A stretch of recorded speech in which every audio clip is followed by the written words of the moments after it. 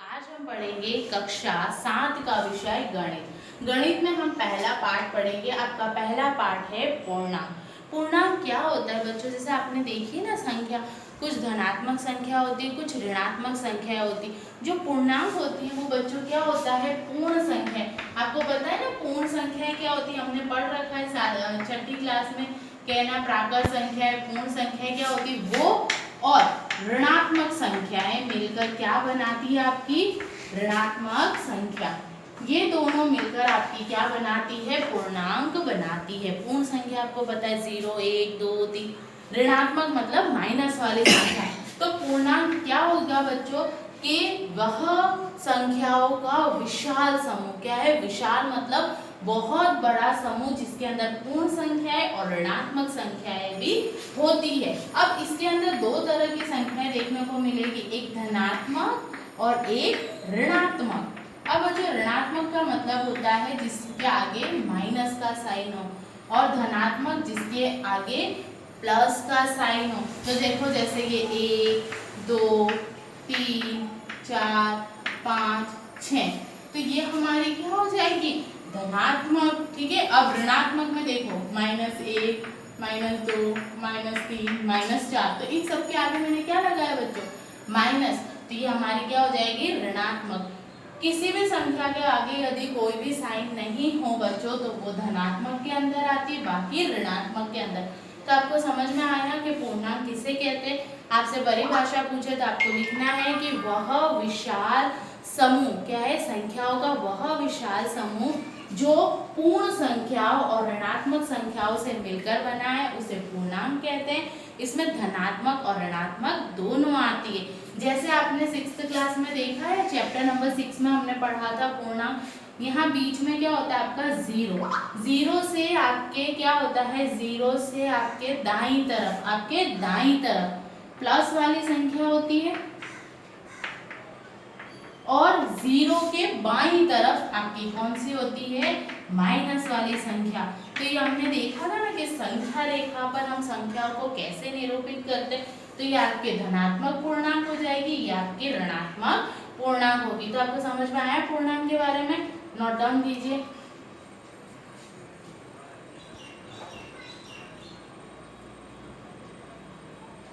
अब हमको यहाँ क्या देखना है बच्चों कि ये आपका जो भी है वो सही है। मतलब जैसे हम धनात्मक देखते हैं, ऋणात्मक देखते हैं, तो आप देखते हो हम हमारे उत्तर की जांच करनी हो तो कैसे करते हैं? बचपन में आपको सिखाया जाता है ना कि जोड़ करो, जोड़ के बाद अपने उत्तर की जांच करो, या माइनस करो फिर अपने उत्तर की जांच करो। तो मान लो सपोज यहाँ मैंने ये लिखा, अब इसको मुझे जोड़ना है, तो अपने जोड़ते हैं, बड़ी संख्या को ऊपर लिखते हैं, छोटी संख्या को नीचे। इसको जोड़ा तो कितना आया? तो ये आपका 3 और 6 9, 5 और 7 और 5 12, तो कितना हो गया आपका? 129। अब 129 आपका ये उत्तर सही है या नहीं ये जानने के लिए हम क्या करेंगे? इसमें से 73 को माइनस कर देंगे। जैसे 9 में से 6 गई 3, 12 में से 5 गई 7 गई तो 56, तो हमारी ये वाली संख्या आ गई।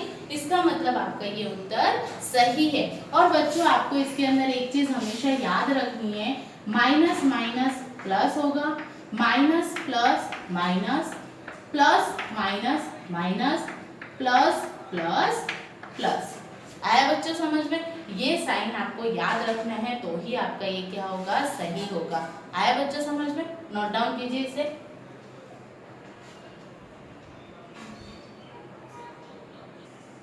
अब बच्चों हम पढ़ेंगे अब प्रश्नावली। आज जो मैं आपको वीडियो बता रही हूँ ये आपका इस पार्ट का इंट्रोडक्शन वीडियो है, ठीक है, परिचय। इसके बाद वाली वीडियो से हम प्रश्नावली शुरू करेंगे। आज हम पढ़ेंगे परिणाम पूर्णांकों के योग एवं व्यंकलन के गुण। योग का मतलब होता है आपका जोड़, और व्यवकलन का मतलब होता है घटाव। ठीक है, इन दोनों का मतलब आपको समझ में आया। तो पूर्णांकों के जोड़ और घटाने के गुण कौन कौन से? तो उसके अंदर बच्चों इनके 5 गुण है। पहला है योग के अंतर्गत संवृत, दूसरा है व्यवकलन के अंतर्गत संवृत, तीसरा है क्रम विनिमय गुण, चौथा आपका साहचर्य गुण, और पांचवा आपका है योग्य दशमक गुण। ये 5 गुण किसके हैं बच्चों? पूर्णांकों के योग और व्यवकलन के गुण। जैसे पहला आपका इसका दे रखा है कि योग के अंतर्गत समृद्ध, तो इसका मैं उदाहरण आपको यहाँ करके बताती हूँ। देखो एग्जाम्पल है, पहले वाला जो पहला पॉइंट है इसका योग के अंतर्गत समृद्ध। मान लो हम कोई भी दो पूर्णांक संख्या लेते हैं। अब ये बोल रहे हैं इसके योग के अंदर कि दो कोई भी पूर्णांक संख्याओं का जब हम जोड़ करते हैं तो जो हमारा उत्तर आता है वो भी क्या होती है? एक पूर्ण संख्या होती है। उसे कहा जाता है योग का अंतर्गत समृद्ध। उसको क्या कहता है? समृद्ध। जैसे आप मान लो मैंने यहाँ पर 17 और 24 ले ली। अब आप जोड़ो 24 के अंदर 17 को, 7 के बाद 8 9 10 11 हासिल लगी 1 और 2 3 और 1 4 41। तो मेरा उत्तर क्या है बच्चों? 41। तो 41 भी मेरी क्या है? एक पूर्ण संख्या है। तो परिणाम मेरा क्या हो जाएगा? एक पूर्णांक होगा। क्या होगा बच्चों? एक पूर्णांक होगा। आया आपको समझ में? उसी तरह मान लो इसमें मैं एक माइनस में ले लूं, जैसे इसको अभी देखो बीच में मैंने प्लस रखा है तो हम पहले वाले गुण के बारे में बता रहे। अब एक माइनस मैंने आपको पहले ही बताया था इससे पहले कि प्लस और माइनस होता है तो क्या हो जाता है बच्चों? माइनस। तो हम बड़ी संख्या में से छोटी संख्या को माइनस कर देंगे। 24 में से आप 17 को माइनस करो तो यहाँ नहीं होता, यहाँ एक यहाँ से ले तो 14 में से 7 गई तो 7। इधर कितना बच गया? 0। यही बचेगा। आया बच्चों समझ में? तो यहाँ आपका कितना बच रहा है? 7। अब बच्चों ये 7 प्लस का बचेगा या माइनस का? तो माइनस का। क्यों? क्योंकि बड़ी संख्या के आगे किसका चिन्ह है? माइनस का। आपको याद रखना है बड़ी संख्या के आगे यदि माइनस का चिन्ह है तो यहाँ माइनस आएगा। तो हमने पढ़ा है कि पूर्णांक क्या होता है? ऋणात्मक संख्या भी होती है। तो ये उत्तर भी हमारा क्या होगा? एक पूर्ण संख्या या पूर्णांक होगा। तो आपको पहला पॉइंट क्लियर हो गया आपका योग के अंतर्गत समृद्ध। दूसरा आपका पॉइंट है इसके जैसा ही है, व्यवकलन घटाने के अंदर समृद्ध तो होता है। कैसे बच्चों? जैसे मान लो 7 और 9, उत्तर मेरा कितना आ जाएगा? 2। ठीक है। अब ये 2 मेरे प्लस का आएगा बच्चों या माइनस का आएगा? माइनस का आएगा। क्यों? क्योंकि बड़ी संख्या के आगे क्या है? माइनस। तो ये भी मेरी क्या होगी? एक पूर्ण संख्या होगी। आया समझ में? अब इसी में मैं कर दूं, देखो -15 माइनस 10 क्या है? -15 -10। तो माइनस माइनस प्लस और ये क्या है? माइनस का 10। तो 15 में से 10 गई तो कितना बचा? 5। तो ये प्लस का आएगा। क्यों? क्योंकि अब इसके आगे क्या आ गया?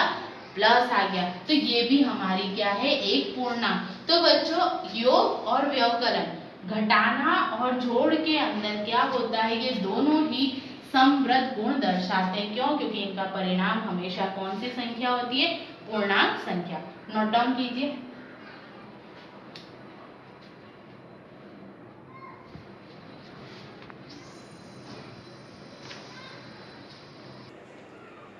अब हमारा इसके बाद कौन सा गुण आता है? क्रम विनिमय गुण। क्रम विनिमय का मतलब है क्रम को व्यवस्थित करना, उलट पुलट करना। विनिमय करना मतलब उसको बदलना, यहाँ से वहां भेजना, वहां से यहाँ भेजना। तो हम क्रम विनिमय गुण के अंदर आपका एग्जाम्पल पढ़ते हैं। ये आपका तीसरे नंबर का है।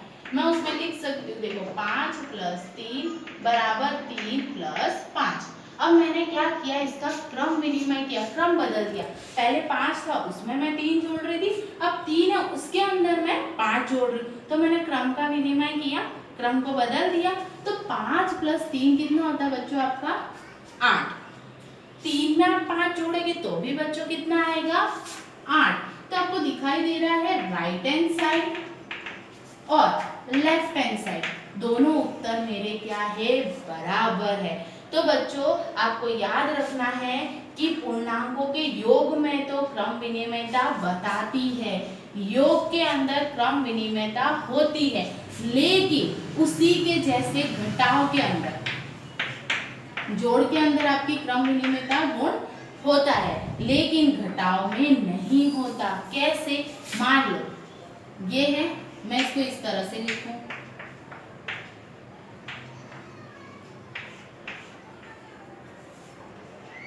ठीक है, अब मेरे को इसका उत्तर बताना।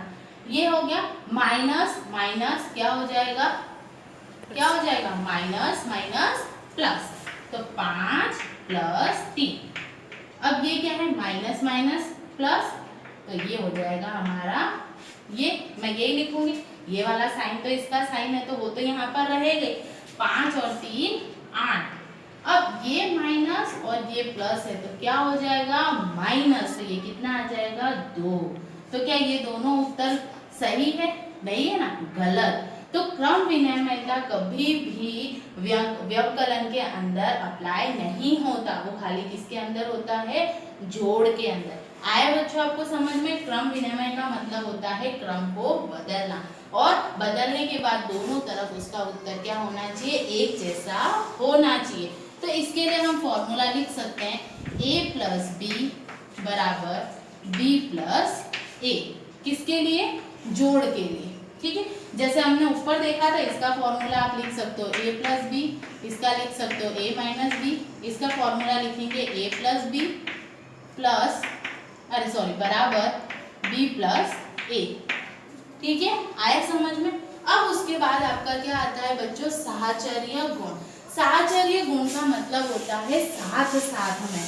ठीक है, क्रम विनिमय भी करेंगे और साथ में क्या करेंगे, देखेंगे कि साहचर्य गुण क्या होता है। देखो, साहचर्य गुण का पहला मैं आपको फॉर्मूला बता देती हूँ, ए, ठीक है, ए को b प्लस सी करो या b प्लस, या आप इसको बराबर के नीचे में यहाँ लिख देती हूँ, या इसको आप a प्लस बी प्लस सी करो तो भी आपका उत्तर एक जैसा आना चाहिए। फोर्थ है, देखो फॉर्मूला ऐसा है,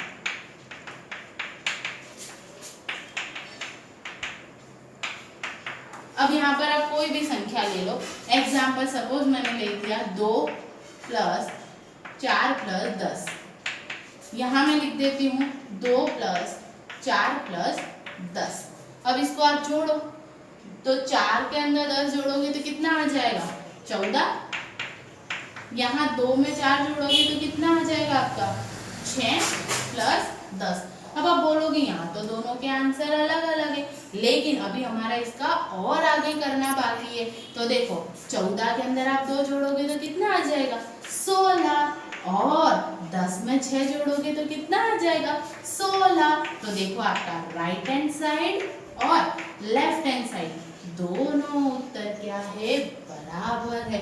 तो बच्चों इस तरह से साहचर्य गुण पूर्णांक के व्यंकलन और घटाव के अंदर होते हैं, वो आपस में इस तरह से करते हैं। तो देखो दोनों के आंसर एक जैसे, तो इन्होंने आपस में क्या किया, साहचर्य एक दूसरे का साथ दिया, तो उसका फॉर्मूला आपका होगा a प्लस बी प्लस सी या a प्लस बी सी।